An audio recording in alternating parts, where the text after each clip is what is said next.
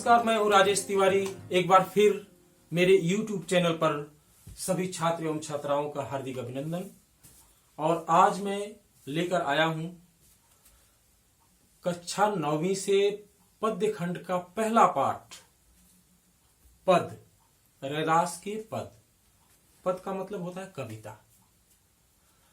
तो हम शुरू करते हैं। सबसे पहले मैं थोड़ा सा कवि परिचय दे दूं। संत कवि रैदास का जन्म सन 1388 में बनारस में हुआ था। वे कबीर की तरह निर्गुण ब्रह्म के उपासक थे। निर्गुण मतलब निराकार ब्रह्म, ब्रह्म मतलब भगवान ईश्वर, निराकार ईश्वर के उपासक थे। निराकार मतलब ऐसे ईश्वर के उपासक थे जिस ईश्वर का कोई आकार प्रकार नहीं होता, जिनका कोई चित्र नहीं होता है। उनकी भाषा में राजस्थानी, अवधी, खड़ी बोली, उर्दू, फारसी आदि शब्दों का समावेश दिखाई देता है। आज हम कवि रैदास द्वारा रचित दो पदों को पढ़ेंगे और समझेंगे। पहले पद में कवि ने भगवान को भक्त की तुलना में श्रेष्ठ और सर्वगुण संपन्न माना है। कवि का मानना है कि ईश्वर भक्त से बहुत ऊपर है, बहुत श्रेष्ठ है और ईश्वर सर्वगुण संपन्न है। उनमें संसार के सारे गुण भरे हुए हैं जो कि एक साधारण इंसान में नहीं हो सकते। ईश्वर कवि अपने को साधारण मानता है और ईश्वर को असाधारण। तो पहला पद, अब कैसे छूटे राम नाम रट लागी।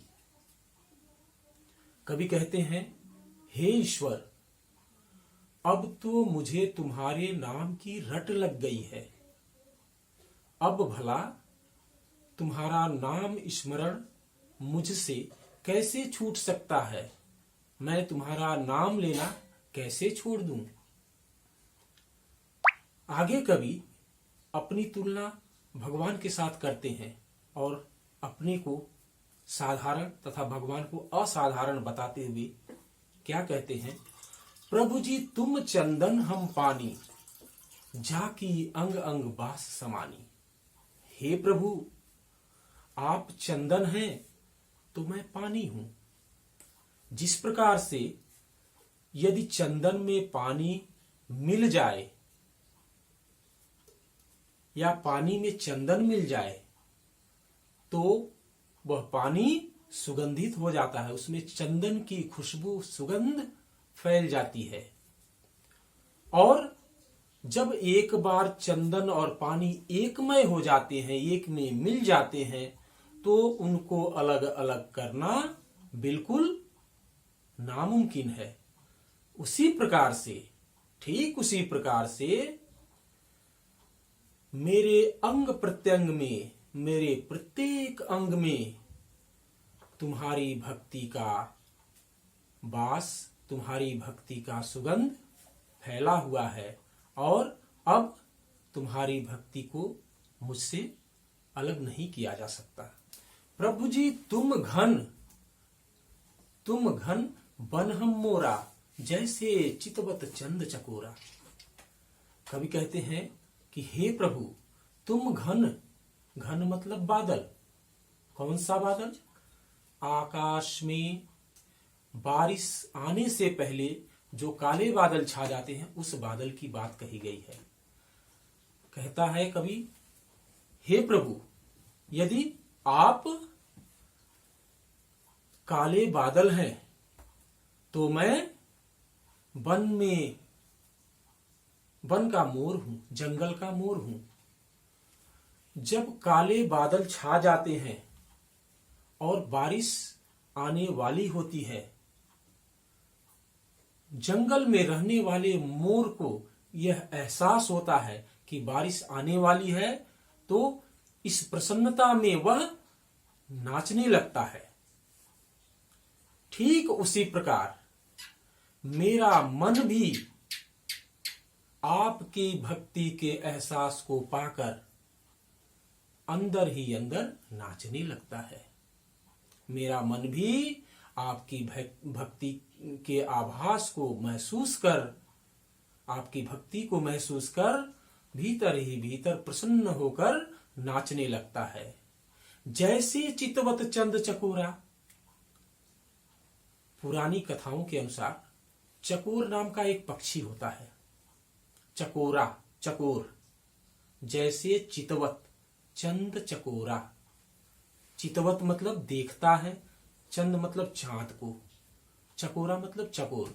तो पुरानी कथाओं के अनुसार चकोर नाम का एक पक्षी होता है जो चांद से बहुत प्रेम करता है और वह चांद को पाने की आस में एकटक उसको देखता रहता है।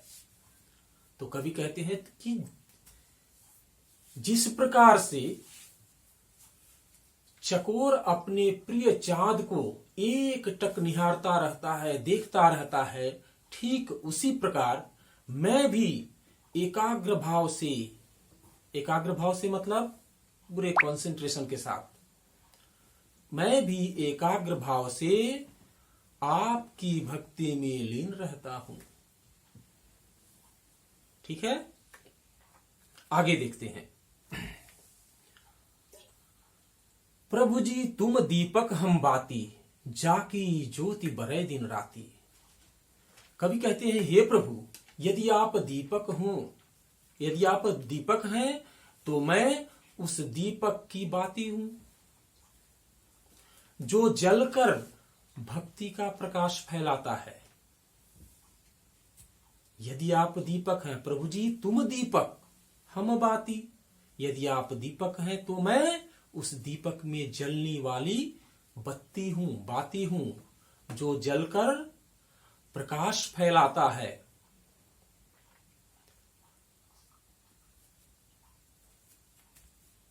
और उस प्रकाश, वह प्रकाश चारों ओर फैलता है। यानी भक्ति का प्रकाश इस संसार में चारों ओर फैलता है। प्रभु जी तुम मोती हम धागा, जैसे सो नहीं मिलत सुहागा। हे प्रभु, यदि आप मोती हैं तो मैं धागा हूं। जिस प्रकार से अनमोल मोती एक धागे में पिरोया जाता है तो वह धागा भी धन्य हो जाता है, पवित्र हो जाता है। ठीक उसी प्रकार आपको अपनी भक्ति के धागे में पिरोकर मैं भी धन्य हो गया हूं, मैं भी पवित्र हो गया हूं। प्रभु जी तुम स्वामी हम दासा, ऐसी भक्ति करे रे दासा। कभी आगे कहते हैं, हे प्रभु, यदि आप स्वामी हैं तो मैं आपका दास हूं। आप स्वामी हैं तो मैं आपका दास हूं, आपका सेवक हूं। मैं रैदास आपकी भक्ति में पूरी तरह समर्पित हूं। ऐसी भक्ति करे रैदासा, यानी कि मैं रैदास आपकी भक्ति में पूरी तरह समर्पित हूं। अब हम अपने अगले वीडियो में रैदास के दूसरे पद के बारे में पढ़ेंगे। तब तक के लिए धन्यवाद।